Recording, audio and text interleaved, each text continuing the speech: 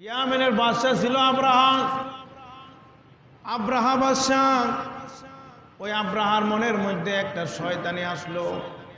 আব্রাহার মনের মধ্যে হিংসা ঢুকে গেল। আব্রাহার মনে চিন্তা হলো, প্রত্যেক বছর জিলহজ মাসে মানুষেরা কাবাঘর তওয়াফ করতে যায়, কাবাঘরের মতো একটা ঘর আমাকে বানাতে হবে। আব্রাহা ইয়ামেনের রাজধানী সানা প্রদেশে একটা দুর্গ বানাইল। কামুস নামক দুর্গ, আল কালিস দুর্গ বানাইল। কালিস দুর্গ বানায়া আব্রাহার ক্ষমতা বেশি, শক্তি বেশি। আব্রাহা তখন জালেম ছিলেন, অত্যাচারী ছিলেন। আব্রাহা যা বলতো তাই করতো হতো ওই সময়ের মানুষগুলি। আব্রাহা এ কালিস দুর্গ বানানোর পরে ঘোষণা করে দিল, এখন থেকে কোনো মানুষ ওই কাবাঘরে তওয়াফ করতে যাইতে পারবে না। মক্কায় কাবাঘরে যারা তওয়াফ করতে যায় এই রাস্তাগুলি তোমরা আটকে দাও, ওই পথগুলি বন্ধ করে দাও, যেন কোনো মানুষ ওই কাবাঘরে তওয়াফ করতে না যাইতে পারে। তার কথা মতো তাই হলো। সবাই কালিস দুর্গ, ওই দুর্গের মাঝে সবাই তওয়াফ করার, তওয়াফ কিছু লোকে আবার পড়েও। আমার ভাইয়েরা, যদিও মক্কার মানুষগুলি কুরাইশ ছিল, যদিও মক্কার মানুষগুলি মুশরিক ছিল, কুরাইশ বংশের মানুষেরা তাদের সবচেয়ে বেশি মায়া ছিল কাবাঘরের প্রতি। যদিও তারা কাবাঘরের মধ্যে 360টা মূর্তি বসাইছিল, যদিও তারা কাবাঘরের মধ্যে উলঙ্গ তওয়াফ করত, কিন্তু তাদের একটা বিশ্বাস ছিল, এটা আল্লাহর ঘর, আল্লাহর ঘর রক্ষা করতে হবে, এটাই ছিল তাদের একটা দৃঢ় প্রত্যয়। আল্লাহর ঘরের প্রতি তাদের অনেক ভালোবাসা ছিল, অনেক মহব্বত ছিল। ওই কুরাইশ বংশের এক যুবক ওই কালুস নামক দুর্গের মধ্যে গিয়া ওই আব্রাহা যে দুর্গ বানাইছে, যে ইবাদতখানা বানাইছে, ওই ইবাদতখানার মধ্যে গিয়া পায়খানা করে আসছে। আব্রাহা যখন এই খবর পাইল, এই খবরটা জানার পরে আব্রাহা এবার সে চূড়ান্ত প্রস্তুতি নিল যে এই মক্কার এই কাবাঘর আর রাখা যাবে না, বাইতুল্লাহকে রাখা যাবে না, বাইতুল্লাহকে ধ্বংস করতে হবে। বাইতুল্লাহর ধ্বংস করার প্ল্যান পরিকল্পনা নিয়ে আসে 60,000 সৈন্য, 60,000 সেনাবাহিনী নিল। 60,000 সেনাবাহিনীর সাথে এবার কাবাঘর ভাঙতে হলে বুলডোজার প্রয়োজন। তখন তো বুলডোজার ছিল না, বিজ্ঞানের উন্নত আবিষ্কার ছিল না। তখন মানুষেরা যে কোনো ঘরকে ভাঙার জন্য বড় বড় হাতিগুলারে ব্যবহার করত।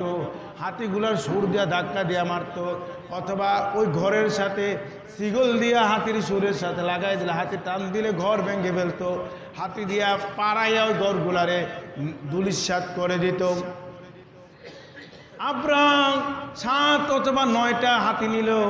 এর মধ্যেও তখনকার সময় সবচেয়ে একটা শক্তিশালী হাতি ছিল, সে হাতিটার নাম দিল মাহমুদ। মাহমুদ হাতিকে সে সাথে নিয়া 60,000 পালোয়ান নিয়া, সেনাবাহিনী নিয়া রওনা হয়ে গেল কাবা অভিমুখে। কাবাঘর ভাঙতে আসতেছে আব্রাহা। পথের মধ্যে আব্রাহাকে বাধা দিল যে ছোট ছোট ক্ষুদ্র দল যারা, তারা আব্রাহাকে বাধা দেওয়ার কারণে ওই দলগুলারে আব্রাহা মেরে ফেললো, ওই মানুষগুলারে মেরে ফেললো। আমার বন্ধুগণ, আব্রাহা যখন কাবাঘরের কাছাকাছি এসে গেল, আমার বন্ধুরা, আব্রাহা এবার খুব কাছাকাছি এসে গেল। আব্রাহা প্রথমে এসে ওই কাবাঘরের আশেপাশে যা কিছু ছিল সব লুণ্ঠন করলো। উট, ছাগল, বকরি যা ছিল সব সম্পদ লুণ্ঠন করে নিল। কাবাঘরের দায়িত্বে যখন ছিল রাসূল সাল্লাল্লাহু আলাইহি সাল্লামের দাদা আব্দুল মুত্তালিব, তিনি ছিলেন কুরাইশ বংশের সর্দার, কুরাইশের নেতা আব্দুল মুত্তালিব। ওই কাবাঘরের দায়িত্বে ছিল। আব্রাহা আব্দুল মুত্তালিবের কাছে দূত পাঠাইল, সংবাদ পাঠালো আব্রাহার একজন লোককে দিয়া। আব্দুল মুত্তালিবের কাছে গিয়া বলে, আব্রাহা কাবাঘরকে ধ্বংস করে দেবে, তোমার কোনো আপত্তি আসেনি? তোমার কোনো কথা আসেনি? কথা থাকলে বলতে পারো। আব্দুল মুত্তালিব ওই দূতকে জানাইয়া দিল, কাবাঘরকে যদি আবরাহা ভেঙে ফেলে আমার রক্ষা করার ক্ষমতা নাই, কারণ আবরাহার শক্তি বেশি, সৈন্য বেশি, সামর্থ্য বেশি, আবরাহার জোর বেশি, আবরাহার জোরের সাথে আমি পারবো না। তবে আমার বিশ্বাস আল্লাহর ঘরকে আল্লাহ রক্ষা করবে। সুবহানাল্লাহ। আব্দুল মুত্তালিব আবরাহাকে বলল, আবরাহা রে, তুই আমার 200টা উট, আমার 200টা উট তুই আত্মসাৎ করছ, নিয়ে গেছ, উটটির মালিক আমি, তুই আমার উট আমারে ফেরত দে, কারণ আমি তো তোর সাথে কোনো অন্যায় করি নাই, অপরাধ করি নাই। যদি তুই আল্লাহর ঘরকে ভাঙার ইচ্ছা করস, আল্লাহর ঘরকে ভাঙ, আমি তোকে বাধা দেব না, তবে আমার উটগুলি রিটার্ন দিয়ে দে। আবরাহা উটগুলি এমনি রিটার্ন দিয়ে দিল, সব মাল সম্পদ ফেরত দিয়ে দিল। এই মুহূর্তে আব্দুল মুত্তালিব কুরাইশদের সবাই ঘোষণা দিল, তোমরা পাহাড়ের উপর উঠে যাও, আল্লাহর গজব হয়তো আসতে পারে, পাহাড়ের উপর উঠে যাও। সকল মুশরিকেরা, সকল কুরাইশ বংশ সব মানুষেরা, তারা যদিও মুশরিক ছিল, শিরক ছিল, মূর্তি পূজা করত, তারপর ওই মানুষগুলা জানতো ওই কাবাঘরের মালিক আল্লাহ, আল্লাহ তিনি আছেন, আল্লাহ রাব্বুল আলামিন কাবাঘরকে রক্ষা করবেন। আমার ভাইয়েরা, রাসূল জন্মের 50 দিন আগের ঘটনা, মুহররমের 8 তারিখ মতান্তরে 10 তারিখ এই আবরাহা তার বাহিনী নিয়ে কাবাঘরকে ভাঙার জন্য গিয়েছিল। আব্দুল মুত্তালিবের নির্দেশে সব মানুষ পাহাড়ের উপর উঠে গেল। তারা এবার প্রস্তুত, কাবা অভিমুখে রওনা হলো, কাবার সামনাসামনি চলে গেল। মাহমুদ হাতি দিয়া কাবাঘরকে প্রথম তারা অ্যাটাক করাবে। মাহমুদ হাতি মুজদালিফার এবং কাবাঘরের মাঝামাঝি গিয়ে বসে পড়ল। মাহমুদ হাতি আর উঠে না। আমার বন্ধুগণ, যদি মানুষ আল্লাহকে না চিনে, তবে আল্লাহর প্রাণীরা ঠিকই আল্লাহরে চিনে, কথা বলেন ঠিক কিনা? এই হাতি বসে গেল, হাতি আর উঠে না, এমন ভাবে বসলো।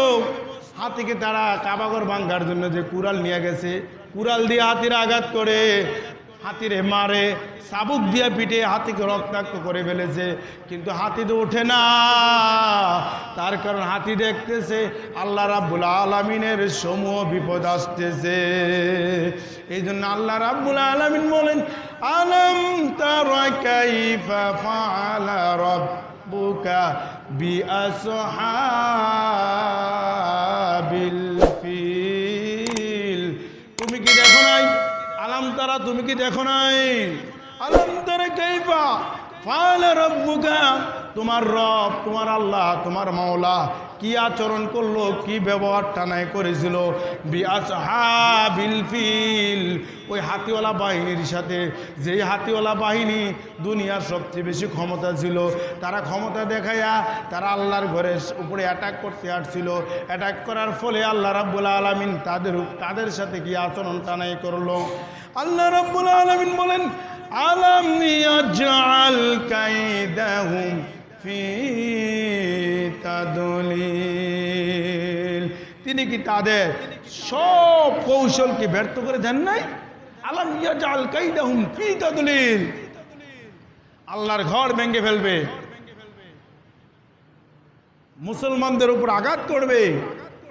কাফের মুশরিকেরা একের পর এক পরিকল্পনা তৈরি করে মুসলমান কিভাবে নিশ্চিহ্ন করা যায়, এই পৃথিবী থেকে ইসলামকে কিভাবে ধ্বংস করা যায়, এই পৃথিবী থেকে ইসলামকে কিভাবে শেষ করে দেওয়া যায়, মুসলমানদেরকে কিভাবে তারা দুনিশ্বাত করে ফেলতে পারে, তারা একের পর এক ষড়যন্ত্র করে আসছে, এখনো করছে, ভবিষ্যতে করবে।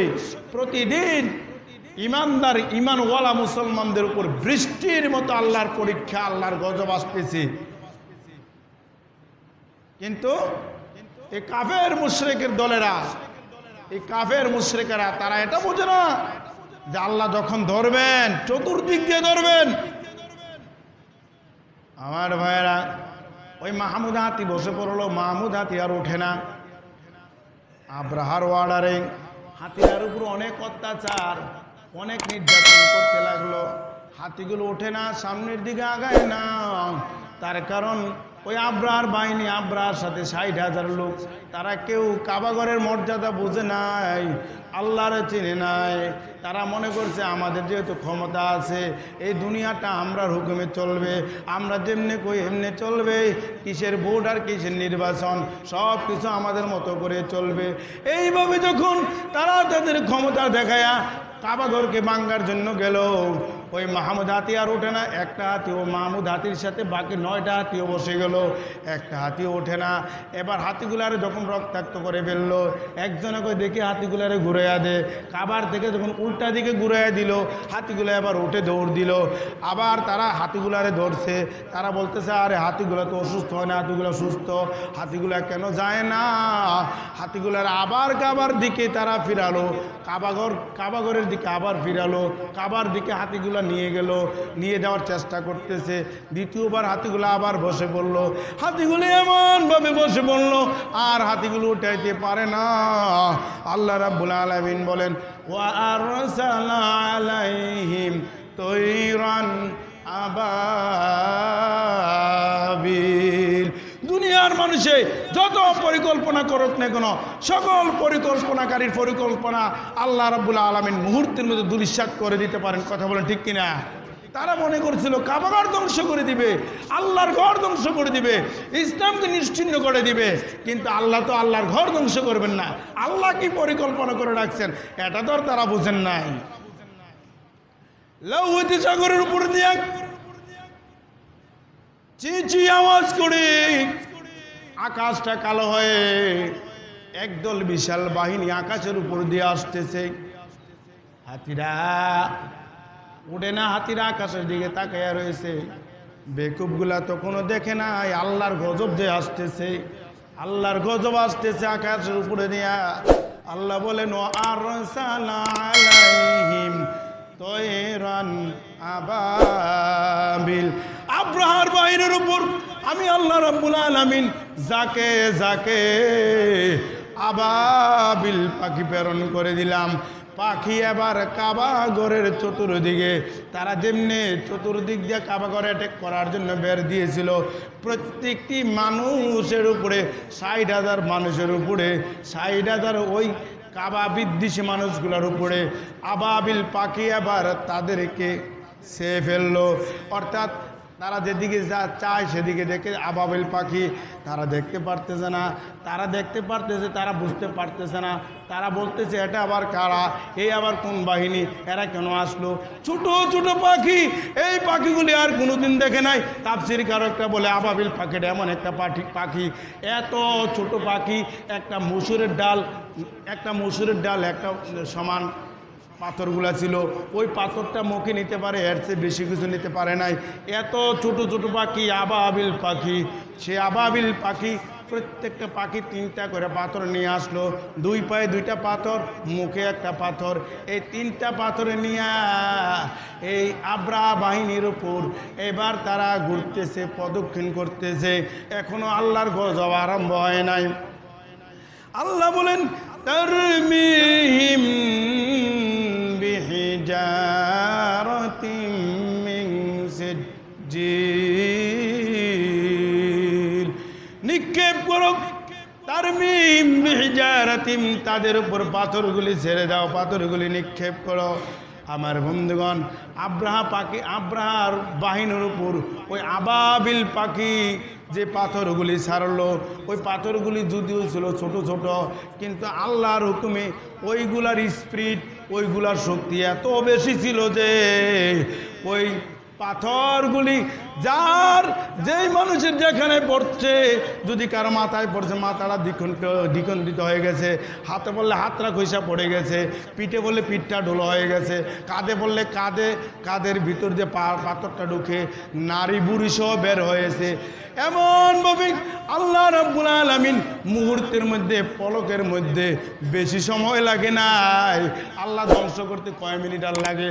মুহূর্তের মধ্যে সবগুলি মানুষ এখানে শেষ হয়ে গেল। কেউ কারো হাত পড়ে গেছে, কারো পা পড়ে গেছে, কারো মাংস পড়ে গেছে, কারো মাথা নাই, কারো কান নাই, কারো নাক নাই, কারো মুখ নাই।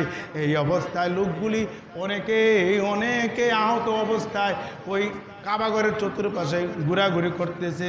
আমার বন্ধুগণ,